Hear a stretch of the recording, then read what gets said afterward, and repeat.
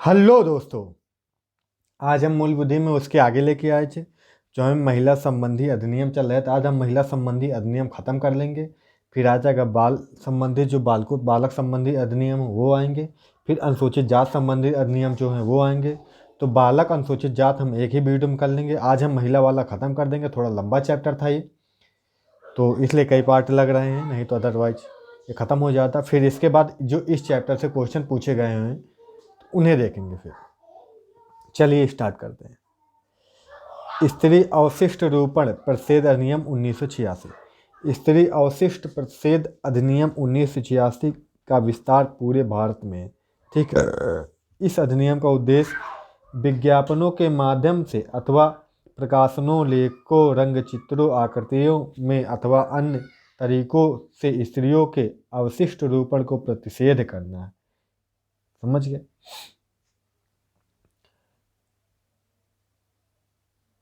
अशिष्ट रूपण को प्रतिषेध करना ही इसका उद्देश्य है। तो धारा 2 में क्या है? इसकी धारा 2 में है विज्ञापन। इसके तहत कोई सूचना या फिर कोई पत्र या कोई लेबल लगा के, कोई रेपर लगा के, कोई दस्तावेज और प्रकाश, ध्वनि, धुआं, गैस के माध्यम से किया गया को दृश्य रूपण जाना जाएगा। ठीक है। वितरण वितरण इससे आशय नमूने के तौर पर वितरण से है, चाहे वह मुफ्त हो या अन्यथा पैसे से खर्च किया गया। स्त्री अवशिष्ट रूपण, इससे आशय है कि किसी स्त्री की आकृति, उसके रूप या शरीर अथवा उसके किसी अंग का ऐसे तरीके से चित्रण करना जो उसके शिष्ट होने या महिलाओं के चरित्र को ठेस पहुंचाने अथवा कलंकित करने के प्रभाव के रूप में हो। इससे लोक नैतिकता या नैतिक आधार के विकृष्ट, भ्रष्ट अथवा क्षति पहुंचाने की संभावना हो। बात समझ रहे हो ना? मतलब ऐसा उसके किसी भी तरीके, किसी भी चित्र में, किसी की उसकी आकृति में, किसी बनावट में, उसके किसी फोटो में, किसी भी तरीके से जो मिसयूज किए जाते हैं फोटो वगैरह के, एडिट करके उसे गलत तरीके से दर्शाना। ठीक है।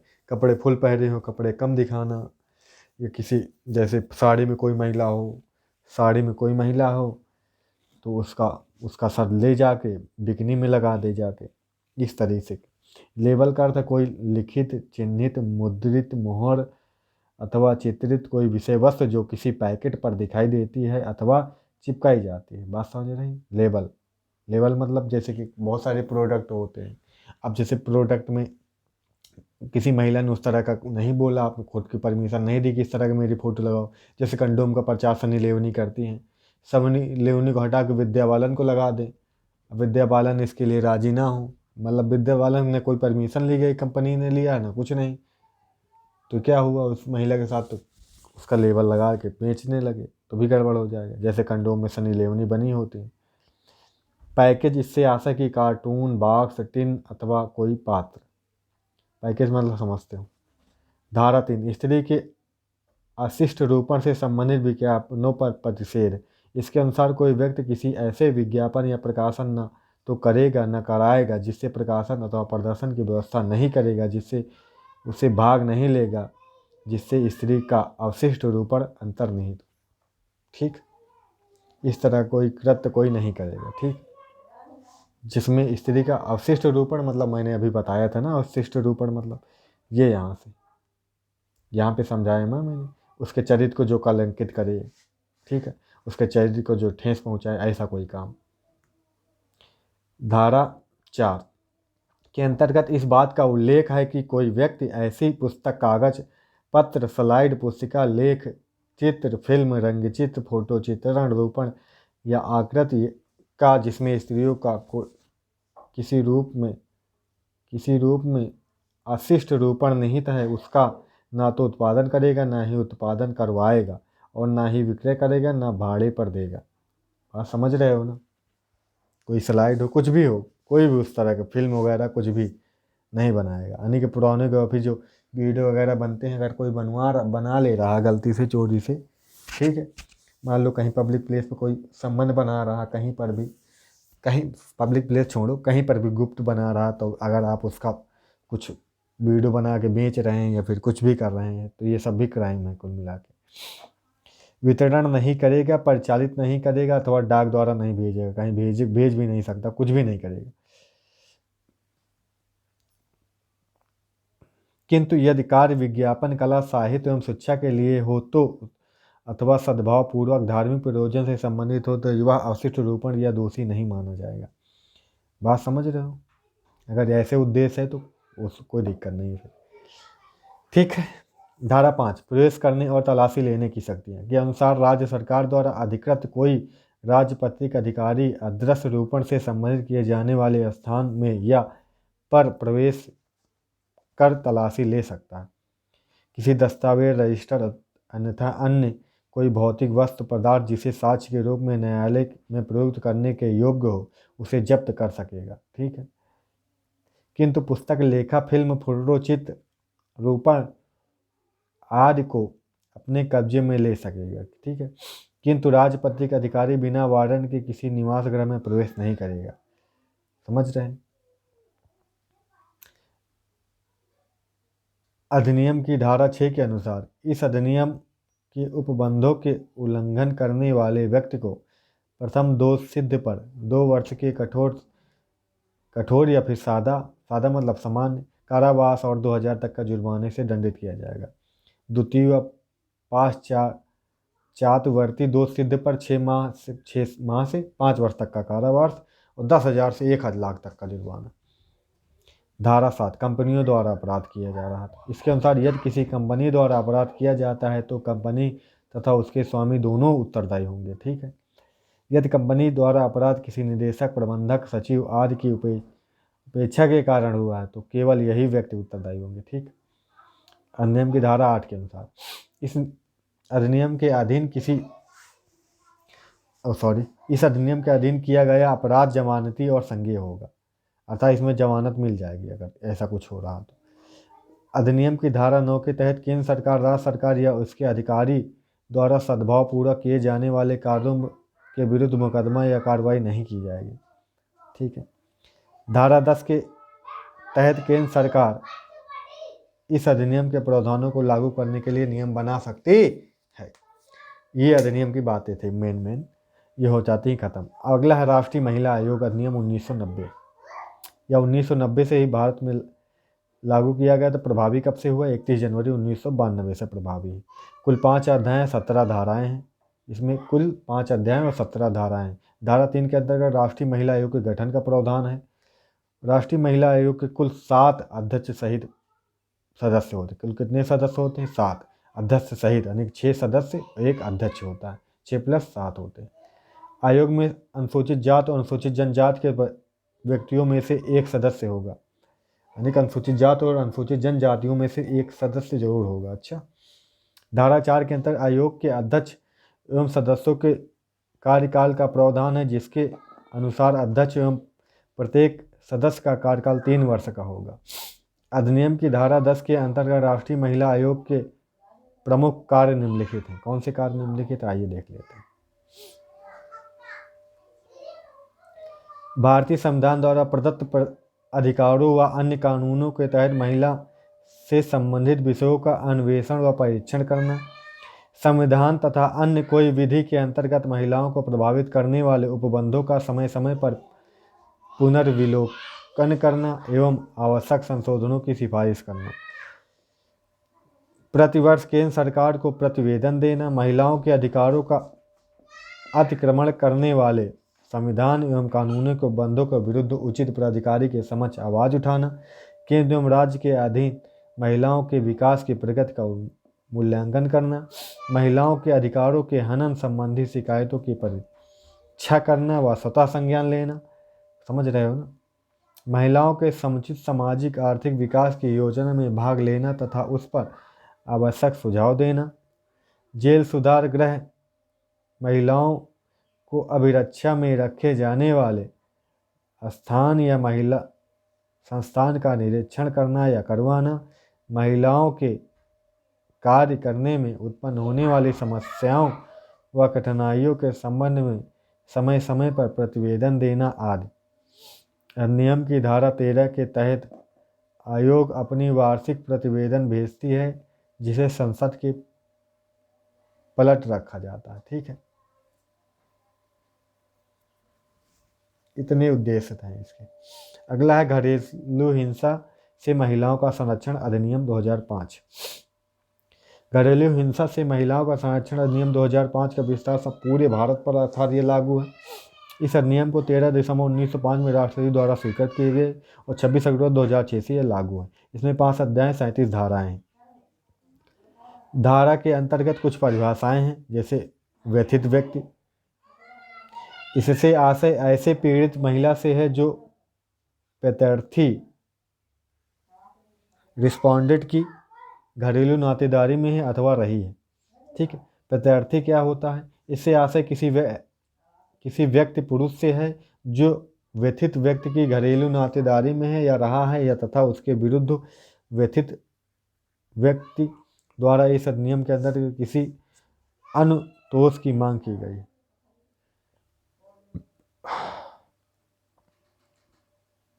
ठीक है, आगे बोलते हैं।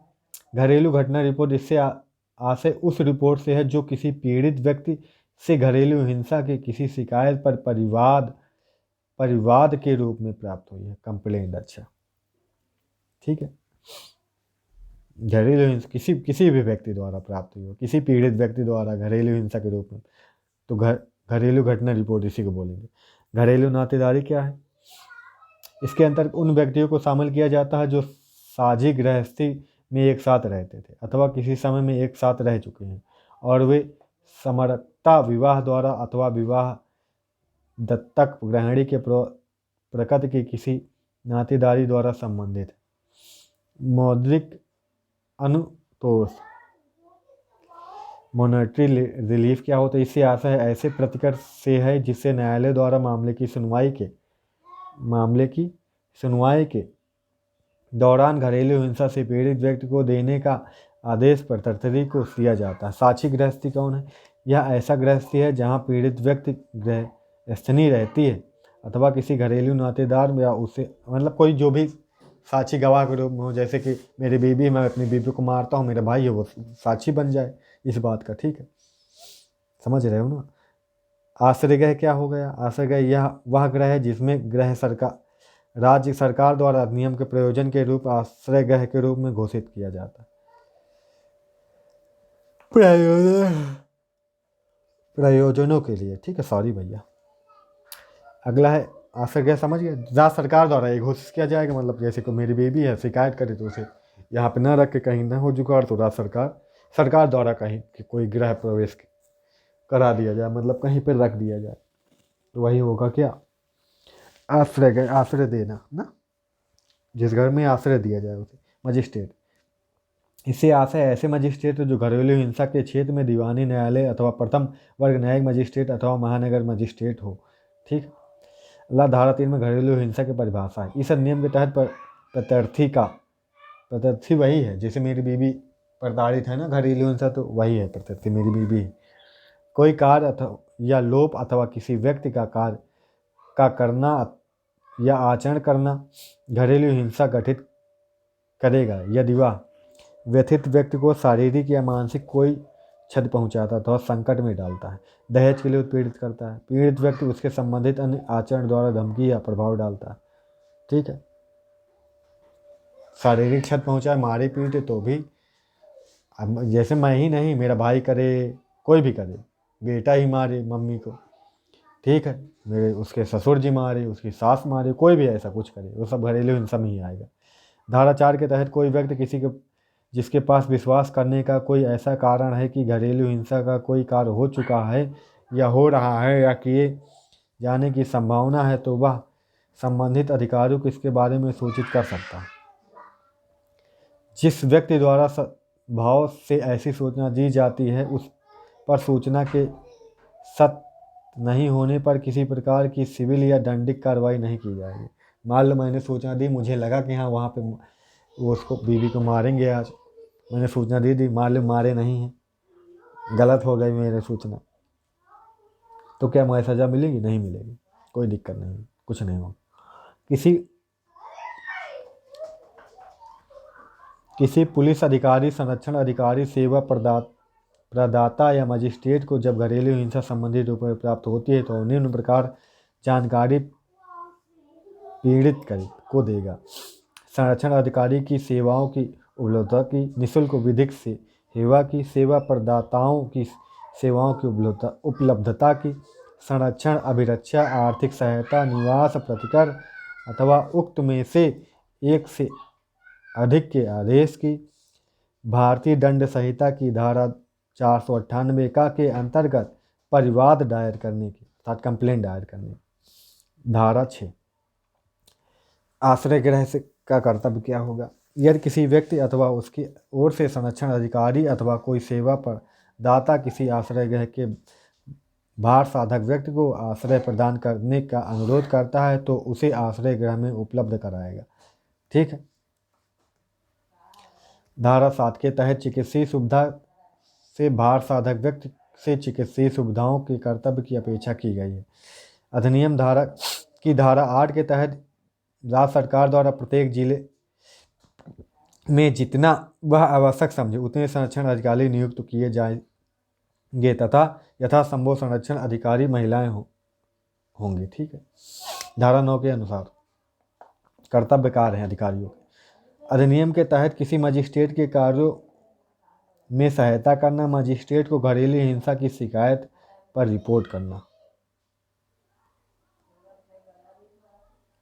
मजिस्ट्रेट को पीड़ित व्यक्ति की इच्छा करने पर उसके संरक्षण के लिए आवेदन करना, यह सुनिश्चित करना कि पीड़ित व्यक्ति को निःशुल्क विधिक सहायता उपलब्ध करवाई जा रही है, पीड़ित व्यक्ति को सुरक्षित आश्रय गृह में सौंपने वाली रिपोर्ट नज़दीकी थाने और मजिस्ट्रेट को अग्रेसित करना, विधिक सहायता या परामर्श आश्रय गृह तथा चिकित्सीय सुविधा प्रदान करने वाले से व प्रदाताओं की सूची रखना। ठीक है।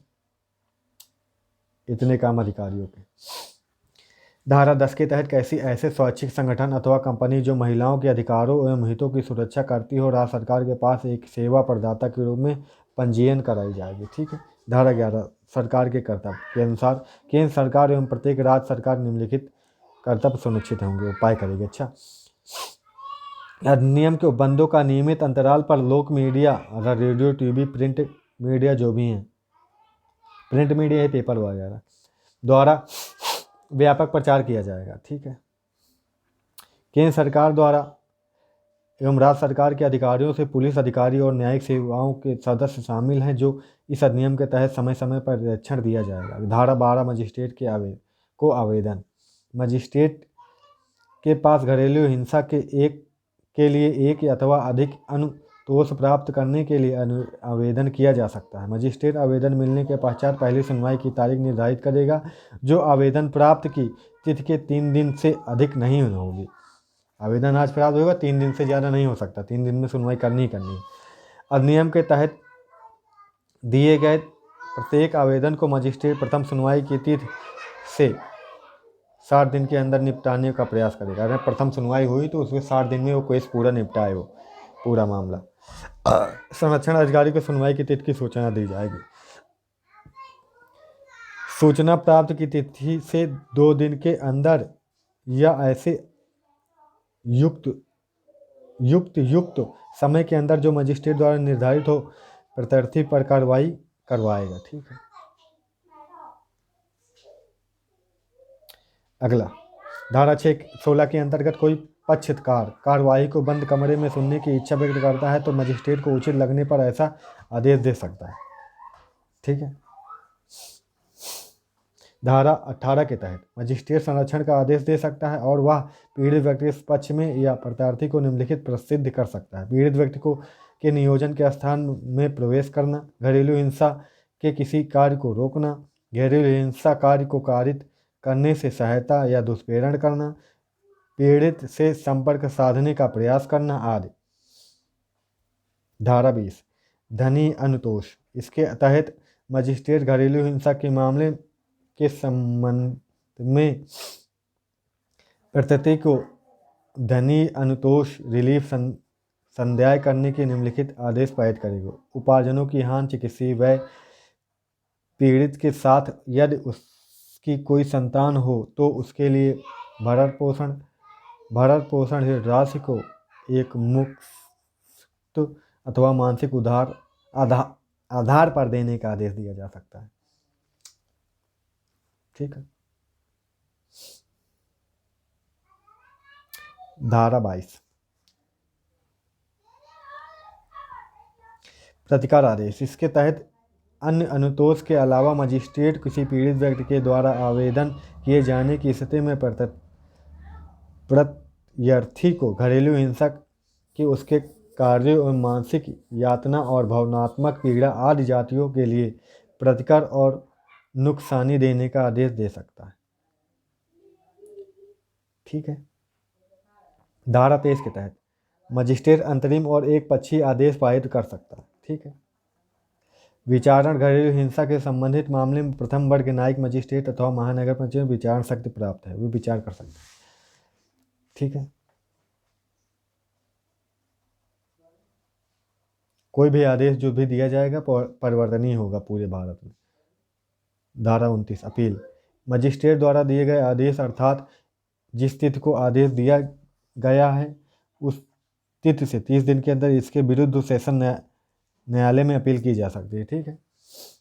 धारा 31 प्रत्यर्थी द्वारा संरक्षण आदेश के भंग के लिए शास्ति। यदि न्यायालय द्वारा पारित किए गए संरक्षण आदेश अथवा अंतरिम संरक्षण आदेश को प्रत्यर्थी द्वारा भंग किया गया है तो उसे अपराध माना जाएगा और प्राप्त के लिए प्रत्यर्थी को 1 वर्ष की अधिक कारावास या 20,000 रुपये जुर्माना दोनों दंडित किया जा सकता है। 32 के अनुसार न्यायालय के आदेश का भंग करने में संज्ञेय और गैर जमानती अपराध है। अभियुक्त द्वारा कोई अपराध किया जाता है तो इसका निष्कर्ष न्यायालय केवल पीड़ित व्यक्ति के साक्ष्य पर निकाल सकता है। धारा 33 संरक्षण अधिकारी द्वारा कर्तव्य को निर्वहन न करने के लिए शास्ति। ठीक है। तो इसके अलावा मजिस्ट्रेट द्वारा दिए गए संरक्षण आदेश का यदि कोई संरक्षण अधिकारी अपने कर्तव्यों के पालन में असफल रहता तो उसके लिए दंड का प्रावधान किया गया है। ऐसे अपराध के लिए वह अधिकारी को 1 वर्ष तक की अवधि के लिए कारावास 20,000 रुपये जुर्माना दोनों दे सकता है। अधिकारी को भी ऐसा हो सकता है। ठीक। आगे ये सब पॉइंट लिखे हैं, देख लीजिएगा। सर्वोच्च न्यायालय द्वारा वर्ष 2013 में दिए गए निर्णय में यह माना गया घरेलू हिंसा अधिनियम तलाकशुदा महिलाओं को भी प्राप्त है जो उन्हें पूर्व पतियों से सुरक्षा प्रदान करेगा। समझ रहे हैं? बहुत अच्छा है। महिलाओं को तलाक हो गया फिर भी आप तब भी आप पर लग सकता है ना घरेलू हिंसा अधिनियम। महिलाओं का कार्यस्थल पर लैंगिक उत्पीड़न निवारण परिषद और प्रतिशोध अधिनियम 2013, ये भी अच्छा है। भारत के संविधान के अनुच्छेद 14 से 15 के अंतर्गत समता तथा अनुच्छेद 21 के अंतर्गत प्राण और गरिमा के जीवन व्यतीत करने के लिए महिला के मूल अधिकार है। ठीक है। इससे अतिरिक्त किसी वृत्ति का व्यवसाय करने या कोई आजीविका व्यापार या कारोबार करने के अधिकार में लैंगिक उत्पीड़न से मुक्त सुरक्षित वातावरण का अधिकार है। लैंगिक उत्पीड़न से संरक्षण तथा गरिमा से अधिकार कार्य करने का अधिकार। महिला के प्रति सभी प्रकार के विभेदों को दूर करने संबंधित अभिसमय जैसे अंतर्राष्ट्रीय अभिसमयों कन्वेंशन जिसे बोलते हैं और लिखित इंस्ट्रूमेंट द्वारा सर्वव्यापी मान्यता प्राप्त ऐसे मानवाधिकार हैं जिनका भारत सरकार द्वारा 25 जून 1993 को अनुसमर्थन किया गया है और कार्यस्थल पर लैंगिक उत्पीड़न और महिलाओं के संरक्षण के लिए ये पेज काफ़ी गंदा आ गया यार। चलो आगे सही। कार्यस्थल पर लैंगिक उत्पीड़न से महिलाओं के संरक्षण के लिए उक्त अभिसमय को प्रभावी करने के लिए बंद किए गए हैं। ठीक है। महिलाओं को कार्यस्थल पर लैंगिक उत्पीड़न निवारण परिषद अधिनियम 2013 22 अप्रैल 2013 से लागू है। इसका विस्तार पूरे भारत में है। समझिए धारा 2 के अंतर्गत कुछ परिभाषाएं हैं। व्यथित महिला कौन हो? किसी कार्यस्थल पर संबंध में किसी भी आयु की ऐसी महिला जो चाहे नियोजित है या नहीं अथवा प्रतिवादी द्वारा लैंगिक उत्पीड़न के किसी कार्य के करने का अभिकथन करती है। किसी निवास स्थान या गृह के संबंध में किसी भी आयु की ऐसी महिला जो ऐसे किसी निवास स्थान या गृह में नियोजित है। समुचित सरकार इससे अभिप्रेत है। ऐसे कार्यस्थल के संबंध में जो केंद्रीय सरकार या संघ राज्य क्षेत्र प्रशासन द्वारा स्थापित इसे नियंत्रणाधीन नियंत्रणाधीन या प्रत्यक्ष या अप्रत्यक्ष रूप से उपलब्ध कराई गई निधियों द्वारा पूर्णतया या भागतः केंद्रीय सरकार द्वारा वित्त पोषित है। उपखंड फर्स्ट के अंतर्गत न आने वाले और उसके राज्य क्षेत्र के भीतर आने वाले किसी कार्यस्थल के संबंध में राज्य सरकार घरेलू कर्मकार्य से ऐसी कोई महिला अभिप्रेत है जो किसी गृहस्थी में पारिश्रमिक के लिए गृहस्थी का कार्य करने के लिए चाहे नगद या वस्तु रूप में या तो सीधे या किसी अभिकरण के माध्यम या अस्थायी अंशकालिक या पूर्णकालिक आधार पर नियोजित है, खुद उसके अंतर्गत नियोज्य कुटुंब का कोई सदस्य नहीं है। हालांकि परिभाषाएं ये काम की नहीं, इतना आपको जानने की ज़रूरत ही नहीं होती है यहाँ पे, ठीक है। नियोजक क्या होगा? कोई भी समुचित सरकार या किसी प्राधिकरण का विभाग, संगठन, उपकरण, ये सब नियोजक है। छोड़ो ये सब, कोई मतलब नहीं। प्रकृति लैंगिक उत्पीड़न देखते हैं। लैंगिक उत्पीड़न के अंतर्गत निम्नलिखित में से कोई या अधिक अवांछनीय कार्य या व्यवहार कोई प्रत्यक्ष रूप से विवक्षित रूप से अर्थात शारीरिक संपर्क और आक्रमण या लैंगिक अनुकूलता की मांग या अनुरोध करना या लैंगिक अनुपयुक्त टिप्पणियां करना या अश्लील साहित्य दिखाना, ठीक है। लैंगिक प्रकृति का कोई अवांछनीय शारीरिक, मौखिक या अमौखिक आचरण करना। कार्यस्थल के अंतर्गत निम्नलिखित भी शामिल है।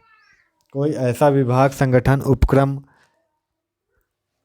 स्थापन, उद्गम, संस्था, कार्यालय, शाखा या यूनिट जो समुचित सरकार या सहकारी सोसाइटी द्वारा स्थापित, उसके द्वारा प्रत्यक्ष या अप्रत्यक्ष रूप से उपलब्ध कराई गई निधियों द्वारा वित्त पोषित की जाती है।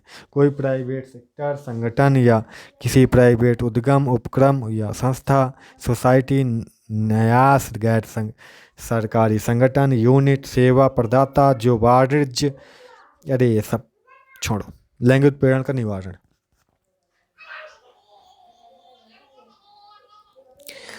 किसी भी महिला का किसी कार्यस्थल पर लैंगिक उत्पीड़न नहीं किया जाएगा, ठीक है। सेक्सुअल हरेसमेंट बोलते हैं ना, जैसे हाथ पकड़ लेना, जैसे सेक्स के लिए प्रेरित करना, गलत चीज़ें, गंदी गंदी चीज़, पॉर्न वीडियो दिखाना, अश्लील फोटो दिखाना, गंदी गंदी बातें करना, गंदे गंदे कमेंट करना, ये सब लैंगिक उत्पीड़न में आता है। यदि परिस्थितियों में निम्नलिखित परिस्थितियाँ यदि वे लैंगिक उत्पीड़न से किसी कार्य आचरण संबंध में होती हैं तो या विद्यमान है तो उससे संबंध है या लैंगिक उत्पीड़न की कोटि आ सकेगी, जिसे नियोजित अधिगामी व्यवहार या विचित्र सुस्पष्ट वचन देना या नियोजित अधिक अहितकर व्यवहार की सुस्पष्ट धमकी देना या उसके वर्तमान वायु नियोजन का पारिस्थिति के बारे में विपक्ष या सुस्पष्ट धमकी देना, ये सब है। ये ऐसे समझ भी नहीं आता, जो मैं बता रहा हूँ बस वही है, ठीक है। अंतर्जातीय परिवार समिति का गठन करेगा, ठीक है। जिलाधिकारी की अधिसूचना होगी, जैसे कि समुचित सरकार इस अधिनियम के अधीन शक्तियों का प्रयोग करने का या कृत्यों का निर्वहन करने के लिए जिला मजिस्ट्रेट या अपर मजिस्ट्रेट या कलेक्टर या उप कलेक्टर को जिले के लिए जिला अधिकारी के रूप में अधिसूचित कर सकेगी, ठीक है। लैंगिक उत्पीड़न का परिवाद। कोई व्यथित महिला कार्यस्थल पर लैंगिक उत्पीड़न का परिवाद घटना को तारीख से 30 मास की अवधि के भीतर लिखित में आंतरिक समिति को या स्थानीय समिति को कर सके। जैसे लैंगिक उत्पीड़न होता है तो 30 माह के भीतर, 30 माह कितने हुए भाई? 12×3=36, यानी कि 12×3=36, 36 महीने होते तो पूरे 3 साल हो जाते। तो 3 साल से कम समय में, 3 साल यानी 2.5 साल के पहले कुल मिला के 2.5 साल में करीब आए, हाँ 2.5 साल 3 महीने, 2.5 साल 3 महीने में करीब आ ही जाए। 2 साल 9 महीने में 2 साल 6 महीने में करीब आपको करना ही पड़ेगा, ठीक है। कर सकते हो, उसके बाद नहीं। अधिनियम की धारा 13 के समय जांच रिपोर्ट है। 14 का मिथ्या या दोषपूर्ण परिवार या मिथ्या साक्ष्य के लिए दंड है। प्रतिकर का अवधारणा है। अवधारणा में 13 उपधारा 3 से खंड 2 के अधीन क्या क्या दिया इसमें? व्यथित महिला को कारित मानसिक आघात, पीड़ा, यातना और भावात्मक कष्ट, लैंगिक उत्पीड़न की घटना के कारण वृत्ति के अवसर की हानि, पीड़ित द्वारा शरीर के या मन चिकित्सकीय उपचार के लिए उपगत चिकित्सा व्यय, ये सब। नियोजक के कर्तव्य क्या होंगे जानने की जरूरत नहीं है, कोई मतलब नहीं यार, इतना कहाँ पढ़ोगे, आएगा नहीं ये सब। धारा 26 अधिनियम के उपबंधों के अनुपालन के लिए शास्ति, बस इतना जान लो, बहुत है। ठीक है, इस अधिनियम के तहत नियमों को उल्लंघन करेगा जो भी, ठीक है, उसे 50,000 तक का जुर्माना हो सकेगा।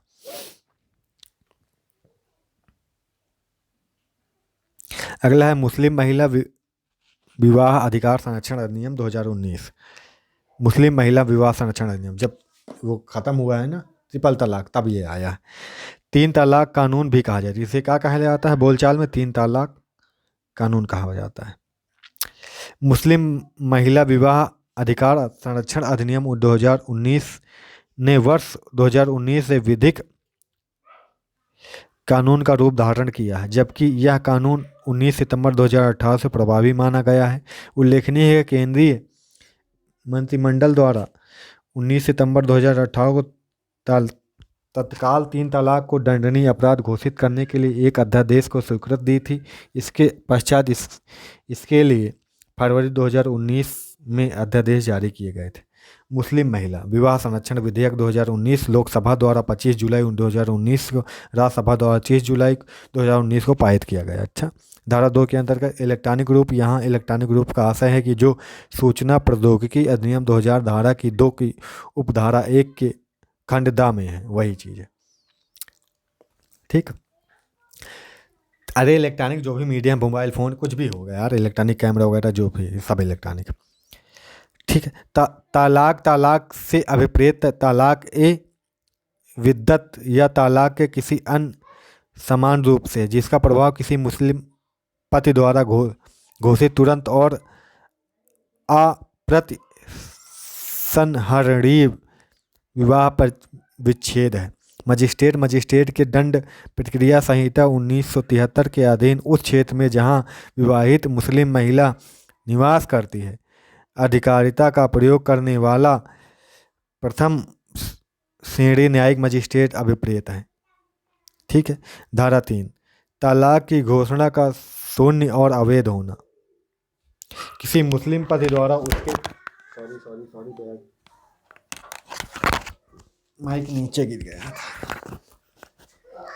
तलाक की घोषणा का शून्य और अवैध होना, किसी मुस्लिम पति द्वारा उसकी पत्नी के लिए शब्दों द्वारा, चाहे बोल गए या लिखित द्वारा या इलेक्ट्रॉनिक रूप से हो, तो जैसे वीडियो कॉल कर दे, तलाक तलाक बोल दे 3 बार, तलाक हो गया, या किसी अन्य रीति रिवाज चाहे कोई भी हो, तलाक कोई घोषणा शून्य और अवैध होगी, मतलब ऐसे कोई तलाक माना ही नहीं जाएगा।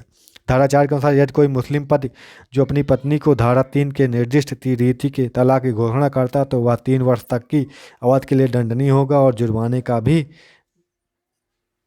दायी होगा। धारा 5 के अनुसार कोई ऐसी विवाहित मुस्लिम महिला जिसके लिए तलाक की घोषणा की गई अपने पति से स्वयं के लिए और आश्रित संतानों के लिए ऐसी रकम का निर्वाह भत्ता प्राप्त करने के लिए हकदार होगी जो मजिस्ट्रेट द्वारा निर्धारित किया जाएगा। धारा 6 के अनुसार कोई विवाहित मुस्लिम महिला जिसके पति द्वारा तलाक की घोषणा की जाने की दशा में ऐसी रीति रिवाज जो मजिस्ट्रेट द्वारा निर्धारित किए जाएंगे अपनी अवयस्क संतानों की अभिरक्षा के लिए हकदार होगी। ठीक है, धारा 7 इस अधिनियम के अंतर्गत दंडनीय कोई अपराध तब संज्ञेय होगा यदि अपराध किए जाने की सूचना किसी पुलिस प्रभारी को विवाहित मुस्लिम महिला जिसे तलाक दिया गया है या उसे रक्त या विवाह द्वारा नातेदार या किसी अन्य व्यक्ति द्वारा दी जाती है। ठीक है,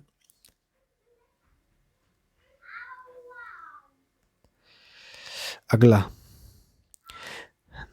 इस अधिनियम के अंतर्गत अभियुक्त व्यक्ति को जमानत तब तक नहीं छोड़ा जाएगा जमानत पर जब तक कि अभियुक्त द्वारा दिए गए आवेदन पर उसे विवाहित मुस्लिम महिला के लिए तलाक दिया गया है उसे सुनवाई के पश्चात मजिस्ट्रेट को यह समाधान नहीं हो जाता कि ऐसे व्यक्ति को जमानत प्रदान करने के लिए युक्त आधार है।